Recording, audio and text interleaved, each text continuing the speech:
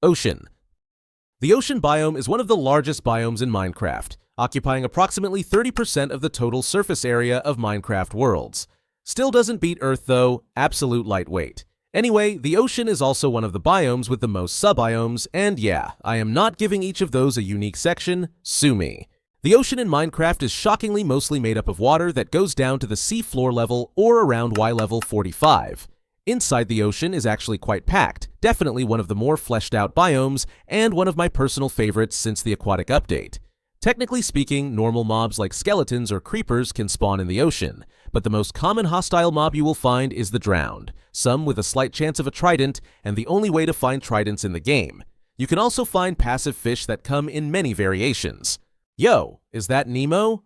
You can also find dolphins, which can give you the dolphin's grace effect, which basically makes you the Flash, but only in the water. Yeah, don't get too greedy, take what you can get. Other than hunting for tridents and dolphins, there are other types of fish such as cod, squids, and you can also find some cool structures in the ocean too, like ocean ruins which contain okay loot, shipwrecks which are pretty cool and can contain treasure maps, and lastly and most impressively ocean monuments which contain guardians and elder guardians which can only be found there, and sponges. The ocean variants include deep oceans, which is, wait for it, a deeper ocean. Woo! Cold oceans, which look slightly different and have more gravel. Lukewarm oceans, which are slightly lighter and spawn near warm biomes like jungles. Warm oceans, which have an aquamarine water tone at the surface and have coral reefs, which is actually pretty cool, and finally a deep variation of all of them. Frozen ocean. The frozen ocean is yet another ocean type, and I know I said I wasn't going to separate them all. But here's the thing, this one is different enough to warrant a little bit of extra attention. Firstly, the seafloor is completely barren with no kelp or seagrass. But most importantly, on the surface of the frozen ocean, there are large icebergs made of snow blocks, packed ice, and a bit of blue ice. Take note, kids, those might go extinct in the real world. Oh, and yes, there is a deep version of this too. In case you wanted more empty water, that's extra cold. Mushroom field. The mushroom fields, yes, one of the rarest biomes in the game.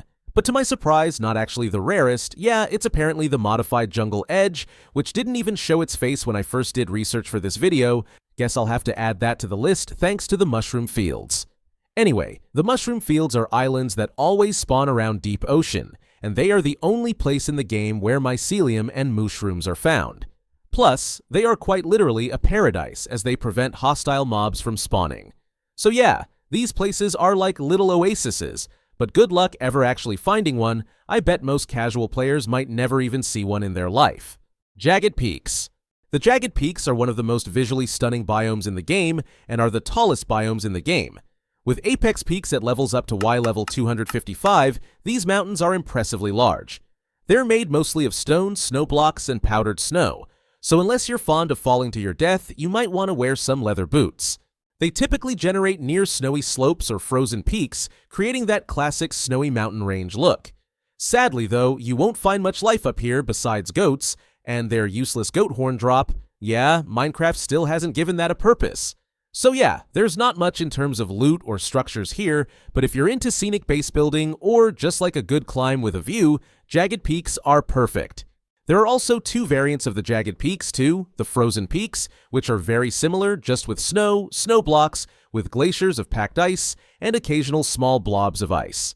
Then there's the Stony Peaks, which is a warmer variation of the previous two with some differences in biome generation, and of course the lack of snow, which is replaced with stone. Meadow. The Meadow is one of the most recognizable biomes in Minecraft and basically looks like the developers tried to recreate a Bob Ross painting. It's that open, grassy field full of flowers, sometimes with a lonely oak or birch tree in the middle, and always at a high elevation. The Meadow can also be blessed with a village if the game is feeling nice, though it's not exclusive to this biome. Same with a pillager outpost, though some might say that's not a blessing. I don't know who, though it seems like free loot to me. Other than the Meadow isn't super special, you can find rabbits, sheep, and donkeys here. Maybe if you're really lucky you'll find a pink sheep, not really worth the hype though. It's just Cherry Grove. Cherry Grove is one of the newer Minecraft biomes, and they actually did a pretty good job with it, well, if you like pink. It shares a similar shape and elevation to the Meadow biome, but swaps out the usual trees and flowers for those striking cherry trees and pink petals all over the ground. The cherry trees also come with petal particles floating in the air like you're in an anime opening. It's definitely one of the most aesthetically mindful biomes in the game, but like a lot of Minecraft, it came pretty half-baked. You can collect the pink petals, sometimes find pillager outposts, and have a new wood type. But other than that, the Cherry Grove doesn't offer much for actual mechanics. Grove. The Grove, not to be confused with the Cherry Grove, is a snowy forest biome that often grows on the sides of mountains. This biome is a chilly forest biome, usually made up of spruce trees, snow blocks, powdered snow, aka trap blocks for unsuspecting players, and a few rabbits and wolves hopping around. It typically spawns between snowy slopes and the lower elevations of mountain biomes. Another scenic biome, but without much function, it's a common issue. But it is nice to just have some biomes be good for decoration, I suppose. Snowy slopes. The snowy slopes are very similar to the groves. It's so close I would almost call it a reskin, but they did take away the trees and add slightly different generation to it, but it's still just mostly slopes of ice and snow. Though you can find some goats in this biome, which are pretty cool, but again, they don't really have much actual function. I know I am being pessimistic here, but I didn't make it. Don't blame me here.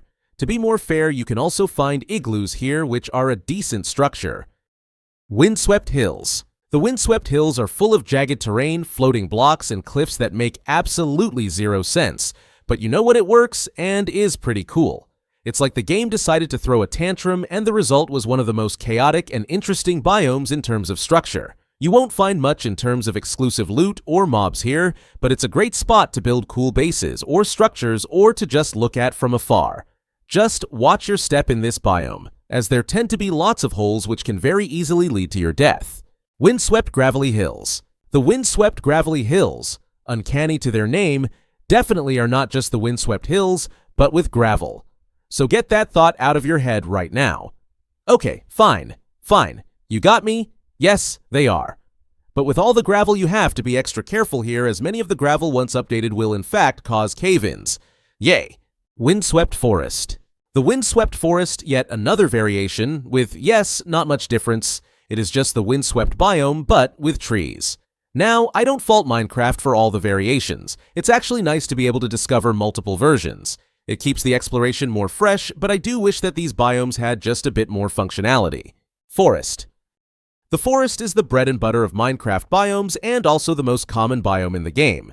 This will likely be where many of you start your journey in a new world, since it's packed with oak and birch trees, aka your early game lifeline. You'll also find a good amount of flowers, passive mobs like sheep, cows, pigs, and chickens, and maybe even the occasional wolf pack. The classic starter biome that has everything you need to survive your first night, build your first dirt house, and die to your first creeper. Flower Forest. The Flower Forest is very similar to the normal forest biome, except it's fancier, and by that I mean there's, wait for it, more flowers. Yay! Jokes aside, the flowers do add some cool variety and color into the forest, and are functional too since you can make dye. Taiga. The taiga is filled with tall spruce trees, podzol, ferns, and the general vibe that a wolf could pop out and demand you raise it like your own. You can find foxes, wolves, rabbits, and even sweet berry bushes here, which are great if you enjoy slowly poking yourself to death while walking through your own base. There are also taiga villages, which are a bit cozier than your usual ones thanks to the spruce wood aesthetic, and you might even find a pillager outpost nearby if the game decides you're too comfortable. Overall, the taiga's a solid biome with a unique atmosphere. Old Growth Pine Taiga. The Old Growth Pine Taiga, formerly known as the Mega Taiga because apparently Mega isn't good enough, is a biome definitely known for its large trees. We're talking towering spruce trees with 2x2 trunks and that reach for the sky. The ground is covered in podzol and coarse dirt, which is basically just uglier dirt, but I guess it adds some variety. You'll also find huge mossy boulders just kind of chilling everywhere, which I don't mind because I think they look pretty cool. Passive mobs still spawn here, and foxes will happily vibe under the giant trees. It's a cool place for building forest bases with that ancient, overgrown feel. Old Growth Spruce Taiga. The Old Growth Spruce Taiga is basically the same thing, except you get spruce trees instead of pine trees. The main difference? The tree density and foliage color are a bit darker and moodier here, giving it a slightly spookier vibe. which I don't mind, but I do wish there was a little bit more difference. Snowy taiga. The snowy taiga is basically the regular taiga biome, but decided winter is forever. That's Minecraft logic for ya. It's covered in snow layers with spruce trees scattered all around. You'll still find wolves, foxes, and rabbits hopping around, and if you're lucky or unlucky, a snowy village might show up. Overall, a good biome, but cold and dreary. Birch Forest. The Birch Forest is very similar to just the normal forest biome, except you have birch trees instead. Oak trees and wolves won't spawn in these biomes, and they are slightly more rare than typical forest biomes. Old-growth birch forest. Old-growth birch forest, formerly tall birch forest, is what happens when birch trees decide to hit a growth spurt and go full skyscraper. These birch trees are massive, way taller than their standard counterparts, and the biome is a lot denser too. Unfortunately, much like birch forests in general, Minecraft hasn't given this biome a ton of love recently. No unique mobs, structures, or blocks. Dark Forest. The Dark Forest is a very dense biome known for its thick, dense leaf canopies that block light sufficiently to allow hostile mobs to spawn even during the day. The trees in this biome are also thick, but overall, the structure of the biome is very similar to a regular forest biome other than the fact that the tree generation is different. These biomes are also pretty rare and uniquely spawn the Woodland Mansion structure. Yeah, ever seen one of those naturally? Probably not given the chances. Thank goodness they added maps to find these things, otherwise I think they might have become a myth. Anyway, the Woodland Mansion is a dungeon-like structure that houses illager mobs and contains various loot rooms. Before the Village and Pillage update, it was pretty much the only way to get the Totem of Undying. But now, it's not really that functional since you can get everything you can find here elsewhere easier, but it's still a cool dungeon structure to explore nonetheless. Pale Garden. The Pale Garden is where things get really good, not gonna lie. This biome slaps. Added in the Garden Awakens update, it's one of Minecraft's most eerie and stylish biomes to date. But in classic Minecraft fashion, since it's awesome, it's also insanely rare. We're talking 0.07% rare, and it only spawns inside of dark forests under weird generation conditions.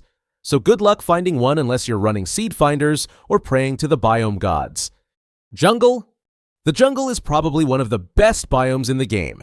Yeah, we just had 2 back-to-back bangers, but the jungle really is that good. The jungle is basically exactly what a Minecraft biome should be, with some expectations. First off, this biome is gorgeous. It's got towering jungle trees, vines hanging from everything like nature's wallpaper, and a dense canopy that makes even the sun feel like it's fighting for a spot.